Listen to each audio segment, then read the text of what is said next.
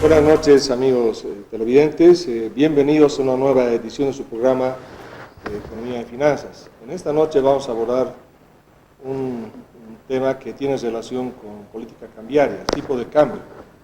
El tipo de cambio fijo que ha sido adoptado en nuestro país desde el 2011 a la fecha, situación que se mantiene inalterable ya por varios años, sin duda tiene muchas connotaciones, y estas connotaciones sin duda están afectando a nuestra situación económica, porque al ser un tipo de cambio fijo, prácticamente estamos simplemente, entre otros, favoreciendo al contrabando, porque tenemos un dólar barato, ¿no? Y eso naturalmente afecta, ¿no es cierto?, sobre todo nuestra balanza comercial, porque tenemos más las importaciones dadas justamente este dólar barato, pero no solamente ese es uno de los efectos. También otro de los efectos, naturalmente, es de que al mantenerse un dólar tan alto, situación que no ha sido devaluada por el gobierno como ha sido hecho con todos nuestros comerciales, no solamente, sino con todos los países prácticamente del hemisferio del mundo, ¿no es cierto? Desde la ascensión de Donald Trump, ¿no es cierto?, sucedió aquello, ¿no? El dólar subió en todas las economías, se depreciaron frente al dólar. Eso no sucedió, el boliviano sigue inalterable y eso naturalmente ha afectado la competitividad de nuestros productos en el mercado externo, donde no podemos competir en precios, y es por eso que nuestros mercados se encuentran inundados de productos extranjeros, principalmente por su costo, ¿no? Hoy día podemos encontrar cosas tan sencillas como una cerveza, ¿no?, argentina o una brasilera, que obviamente compiten de una manera muy desfavorable frente a nuestra industria, al margen de que nosotros conocemos perfectamente de que no somos muy competitivos en cuanto a calidad. Entonces, en términos de costo ya estamos perjudicados por esta relación. Para hablar sobre este tema de la política cambiaria y otros indicadores macroeconómicos, lo hemos invitado al licenciado de Economía, Javier Camacho, a quien le damos la bienvenida. Javier, bienvenido al programa. Buenas noches, ¿cómo estás, César? Aquí hablando un poquito de economía. Sí, tienes mucha razón en todo lo que dices. A ver, poquito para entrar en contexto, todo gobierno, todo Estado trabaja con políticas macroeconómicas. Estas políticas macroeconómicas están destinadas a poder solucionar los problemas macroeconómicos, los problemas económicos que tiene un país. ¿Cuáles son estos? Desempleo, pobreza, inflación, crecimiento económico, estancamiento, etc. Las políticas macroeconómicas tienen dos brazos operativos. Por un lado están las políticas fiscales y las políticas monetarias.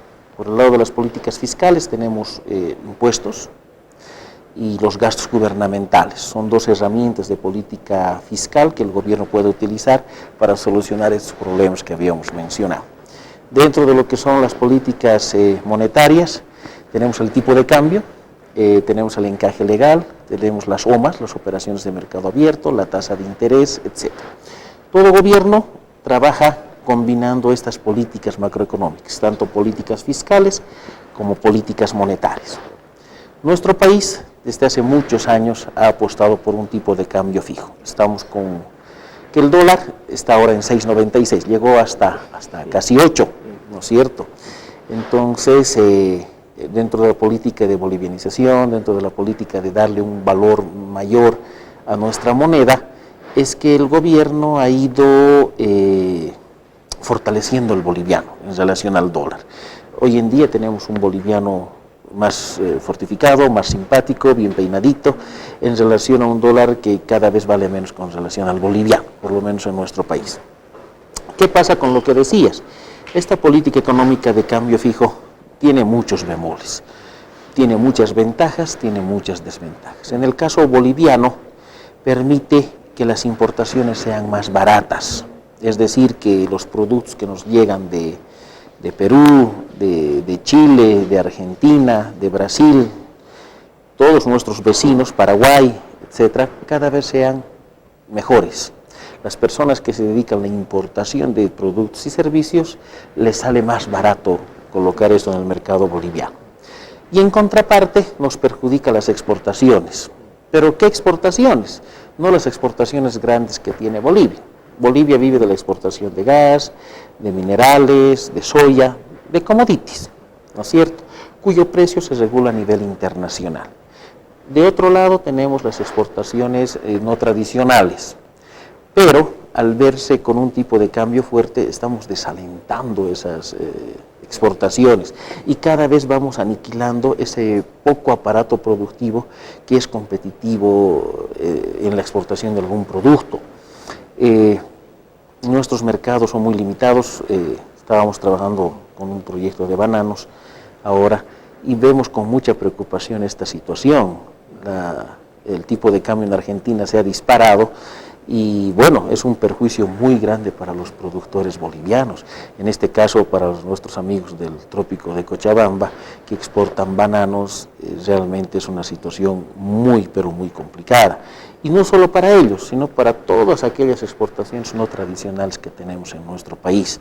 Es decir, que si en el corto plazo no vemos medidas que puedan ayudar a estos sectores, van a ir desapareciendo de aquí a unos 5 años. No, eso es cierto, ¿no? Es más, si nos referimos propiamente a la cotización, ¿no es cierto? Organismos internacionales como el Fondo Monetario Internacional han determinado, ¿no es cierto?, de que existe una sobrevaluación que va entre un 16 a un 26, casi 30%. Inclusive. Correcto. Entonces, esto automáticamente nos hace pensar, ¿no es cierto?, de que tenemos una sobrepreciación de nuestra moneda. Y eso es una de las razones también, ¿no es cierto?, por las cuales nuestras reservas internacionales han caído, ¿no? Estamos en un poco más de 15.000 en cuanto a millones de dólares y estamos por los 8, ¿no es cierto? Entonces es una caída que va a continuar porque lamentablemente no se prevé en el corto plazo, ¿no es cierto?, de que el modelo económico neokeynesiano adoptado por los demás vaya a tener ajustes, ¿no? Estas se han mantenido invariables porque han privilegiado la agenda política a la agenda económica. Como tú lo decías, lamentablemente, ¿no es cierto?, existe un interés sobrepuesto. Constantemente estamos en campaña electoral, entonces se ha postergado, ¿no es cierto?, las decisiones en materia económica. Es por eso que tenemos las reservas internacionales cayendo dramáticamente, que son el colchón financiero del país, ¿no es cierto? Por un lado. Por otro lado tenemos el déficit gemelo, no solo es el déficit comercial, sino también tenemos el déficit fiscal. Son más de 6 años consecutivos que nuestro déficit fiscal ya es mayor al 5%, y eso debería naturalmente preocuparnos.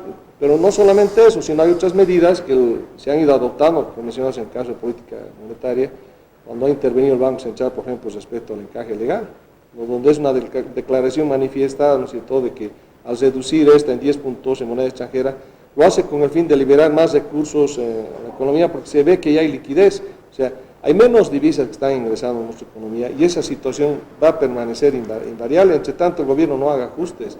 Lamentablemente este tipo de cambio, ¿no es cierto?, no solo que no es real, sino que además está pasando factura, ¿no? Es así, por ejemplo, de que lo que mencionabas en el caso de la Argentina, el tipo de cambio en la Argentina es flexible, ¿no es cierto?, pero obedece otro tipo de factores. En los hechos, el tipo de cambio en la Argentina ayer, por ejemplo, estaba cerrando en 62, sí, ¿no es cierto?, y esta situación naturalmente debería preocuparnos porque ¿qué está pasando? Que en este caso en otros mercados se están inundando de productos argentinos, porque son más baratos, ¿no? Son más baratos y eso va a afectar a toda nuestra débil industria. Ya lo está haciendo con los demás socios comerciales en los cuales nos encontramos en desventaja, pero sin embargo el gobierno no le presta atención, considera de que su política cambiaria es la más adecuada y como habíamos manifestado en el programa anterior, eso contradice algunas situaciones. En el caso de Chile y del Perú, han tenido inflaciones más bajas que en Bolivia, pero tiene un tipo de cambio más flexible, porque el gobierno lo que dice es que si afectamos el tipo de cambio va a haber una inflación. Bueno, en este caso se consideran, los economistas, algunos aconsejan que debía de hacerse de forma gradual algunos ajustes, ¿no es cierto, Javier? Sí, bueno, pero eso deberíamos haberlo hecho en su momento. Los bolivianos nos hemos acostumbrado a un tipo de cambio fijo. El rato en que suba o baje el dólar, va a haber una alarma muy grande entre los bolivianos. ¿Y qué vamos a hacer? Empezamos a refugiar en los dólares, ¿no? Y eso nos hace recuerdo a principios de la década de los 80, donde éramos campeones mundiales en lo que es la hiperinflación, ¿sí? Que también va asociado a lo que es el tipo de cambio. Hubiese sido interesante que el gobierno vaya jugando con este tipo de cambio desde el principio. Hoy en día ya es peligrosa esta situación. Habíamos comentado que este tipo de cambio de un boliviano fortalecido en hasta un 25, hasta un 30%, que significa más o menos que el boliviano debería estar bordeando los 9 bolivianos, debería hacerlo en forma gradual, para no perjudicar a los exportadores, que son pocos, y de alguna forma tratar de que toda la gente que se ha refugiado en la importación, todos queremos traer productos de Chile, de Brasil, de Paraguay, etcétera, pero que todos de la China, todos queremos ahora importar. Uno va a las universidades y es un éxito, los diplomados en comercio exterior, las maestrías en aduanas, etcétera, están completamente llenos. ¿Por qué? Porque todos están viendo que por un tipo de cambio con un boliviano apreciado es una alternativa de vida, donde cientos de personas están metidas, hay miles de personas, miles de familias están ahí. Entiendo que ahora una pequeña devaluación del boliviano más bien generaría mucha expectativa en el boliviano para tratar de refugiarse en el dólar y no solucionaría las exportaciones en el corto plazo ni reduciría la cantidad de personas que estamos ahí. Pero hay que hacerlo, algún rato debemos hacerlo. Todos nuestros socios comerciales han devaluado su moneda con el afán de ser más competitivos, de empezar a beneficiar a sus industrias en su mercado interno y para poder exportar. Hace algunos años había una guerra comercial entre Brasil y Argentina y ambos ya devaluaron su moneda. Chile ha devaluado su moneda, Perú ha devaluado su moneda. Todos nuestros socios comerciales han devaluado la moneda. ¿Por qué? Porque están apostando por su industria, porque creen que los precios de las materias primas en el corto y mediano plazo no van a alcanzar los precios que habíamos llegado en el gran ciclo de las materias primas hasta el 2014. Pero ¿por qué apuestan estos países para devaluar su moneda? Porque tienen industria, tienen una estructura ahí que les puede colaborar en que su economía pueda salir a flote. Bolivia no la tiene, César. Lamentablemente el sector secundario de nuestra economía, el sector industrial, el sector transformación, el sector que te va a generar mayor cantidad de mano de obra, lamentablemente está parada. Y lejos de ayudar a este sector los vamos castigando porque es el sector formal que tenemos, ¿no? Sí, lamentablemente es una realidad lo que manifiestas, ¿no? Porque el proceso de industrialización ya pasa más de una década, unos 13 años, lamentablemente ha sido un fracaso. Son contadas las industrias y sensiblemente, ¿no es cierto?, esto es un hecho que ya no se puede retroceder en el tiempo, ¿no? Hemos perdido un tiempo precioso porque el auge de los commodities ya ha pasado, ¿no? Hay una desaceleración de la economía desde el 2013 y esta situación no se prevé que en corto plazo vaya a cambiar. Entonces se ha perdido un tiempo y como también, no solo tiempo, recursos, lo más importante, ¿no? Recursos que deberían haberse invertido para diversificar, ¿no es cierto?, nuestra oferta. Y el caso concreto, ¿no es cierto?, de la industria, porque es como tú lo manifiestas, ¿no es cierto?, es la que más ocupación de mano de obra genera, pero nuestra manufactura en nuestro país es incipiente, justamente, entre otros, ¿no es cierto?, por las políticas que ha adoptado el gobierno, principalmente en materia laboral. Hoy día es prohibitivo para cualquier inversionista, ¿no es cierto?, hacer cualquier emprendimiento porque siempre hay el riesgo, no solamente de que las leyes están absolutamente en contra del empleador, al extremo de que se han eliminado el preaviso. O sea, el empleador ya ni siquiera tiene el derecho de poder retirar a su personal, ¿no? O sea, es una barbaridad, ¿no? Y además de eso, de que siempre tiene, ¿no es cierto?, la amenaza de un segundo aguinaldo.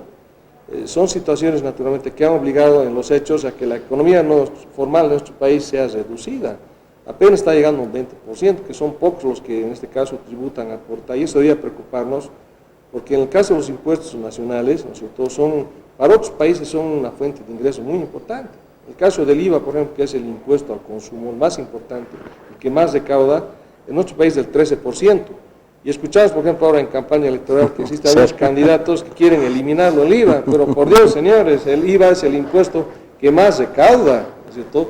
Y más aún, ¿no? Vemos inclusive también en campaña como hay algunos candidatos, ¿no es cierto?, sobre todo del oficialismo, que anuncian crear más municipios en Cochabamba. O sea, parece que no se han enterado que los únicos municipios en el país, ¿no es cierto?, que tienen sostenibilidad financiera son los del eje central, ¿no?, y de poblaciones medianas, o sea, mayores a 50.000 habitantes.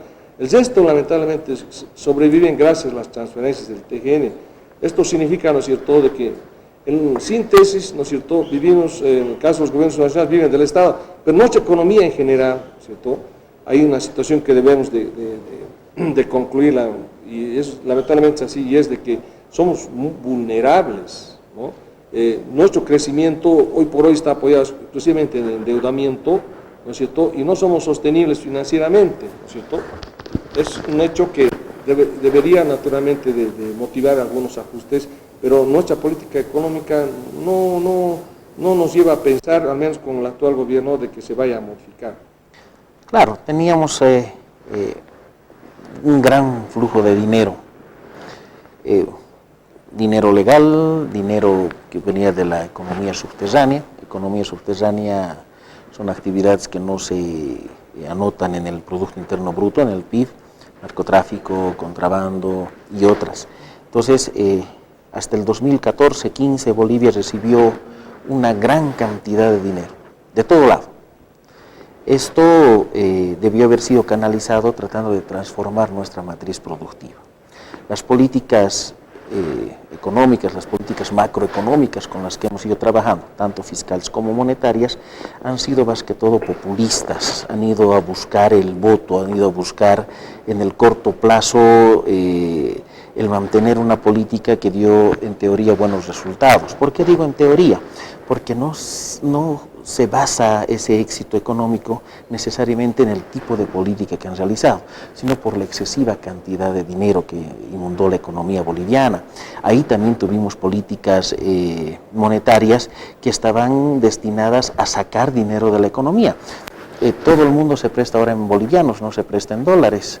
Los bancos difícilmente te van a aceptar tus dólares y no tus bolivianos. ¿Por qué digo difícilmente? Porque la tasa de interés que te pagan en bolivianos puede ser del 3, 4, 5, 6% en alguna situación, pero en dólares nada. Entonces hay un desincentivo a utilizar el dólar.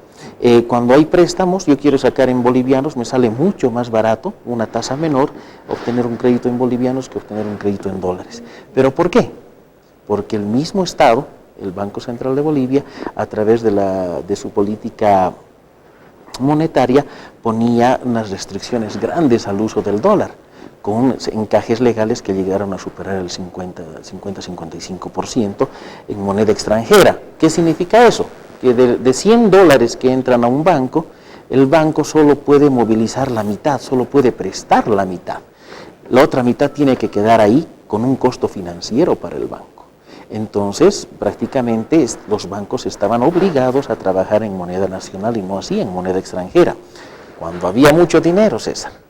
Hoy en día se está viendo que esa política monetaria de un encaje alto, un encaje legal alto en moneda extranjera, se ha ido disminuyendo y la nacional ha ido subiendo un poquito. ¿Qué significa eso? Que el gobierno está tratando, bueno, el Banco Central está tratando de liberar recursos a la economía porque se está notando ya la falta de liquidez. Y eso es una alarma muy grande que debemos tomar los agentes económicos para empezar a hacer previsiones para el siguiente año, ¿no? Así es. De hecho, el encaje legal bajó en 10 puntos en moneda extranjera, ¿no? Y en moneda nacional solo un punto, ¿no? Cayó de 65 a 55 y el propósito es simple, ¿no? Liberar más recursos a la economía. No otra cosa significan, por ejemplo, los perdonados tributarios, ¿no? Lo que el Estado necesita son liquidez frente a la caída de la renta del gas. Entonces ha visto, ¿no es cierto?, no solamente el tema de endeudamiento, que es la vía más fácil, ¿no es cierto?, donde ya estamos cerca del límite, ¿no? Si sumamos la deuda interna a la externa, ya estamos en el 40%. Sí, del PIB, ¿no? Sí, y ese ya es un indicador que naturalmente preocupa, porque ese es el límite, ¿no? El límite referencial, 40%. Claro, el gobierno solamente hace mención a la deuda externa. Es que antes, César, esta era una mala palabra, ¿no es cierto? Sí. Nos hablaban que la deuda externa, que el Fondo Monetario Internacional, que el Banco Mundial. Claro, esas instituciones nos daban créditos que estaban sujetos a cierto comportamiento y manejo de las políticas macroeconómicas.